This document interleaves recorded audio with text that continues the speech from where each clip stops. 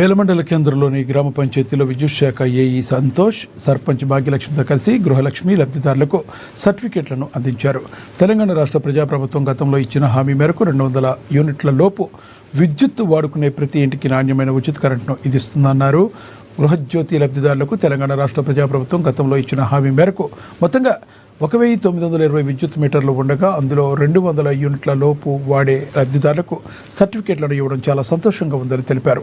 అందులో తనకు కూడా గృహజ్యోతి పథకం వర్తించడం పట్ల హర్షం వ్యక్తం చేశారు.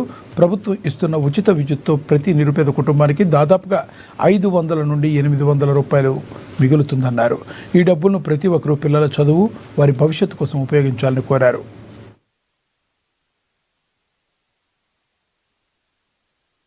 గ్రామ ప్రజలందరికీ సంక్రాంతి శుభాకాంక్షలు.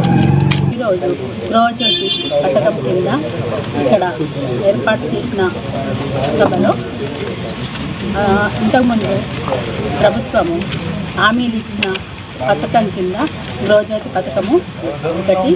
ఇది మహిళలకు చాలా ఉపయోగపడుతుంది, అందరికీ చాలా ఉపయోగపడుతుంది.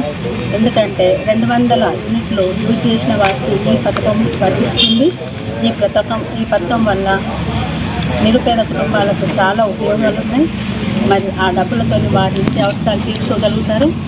మరియు ఈ పథకాన్ని మన ప్రభుత్వం చేయడం చాలా సంతోషకరమైంది. ఇంకొకటి ఏంటంటే ఈ పథకం లోపల 1925 గ్రామం లోపల మీటర్లు ఉన్నాయి.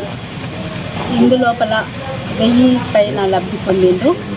మరి గ్రామం లోపల ప్రజలందరికీ ఒక్కొక్క నెలకు 7,25,000 లబ్ధి పొందుతున్నారు. మరి ఈ పథకం చాలా ఉపయోగకరంగా ఉంది. ఉంచగలరు. ఈ పథకం చాలా ఉపయోగకరంగా ఉంది. మరియు ప్రభుత్వాన్ని ఇంకొక విషయం కోరుకుంటున్నా, ఈ పథకం ఇచ్చింది చాలా సంతోషం, కానీ రైతుల అది మర్చిపోతున్నది. వాళ్ళకు కూడా రైతు బీమాలు ఇస్తే నేను చాలా సంతోషపడతాను. ఎందుకంటే ఈ సంవత్సరం పంటలు సరిగ్గా వండలేము. వాళ్ళకు కూడా ఆ పథకాన్ని అమలు చేయాలని నేను ప్రభుత్వాన్ని కోరుకుంటున్నాను.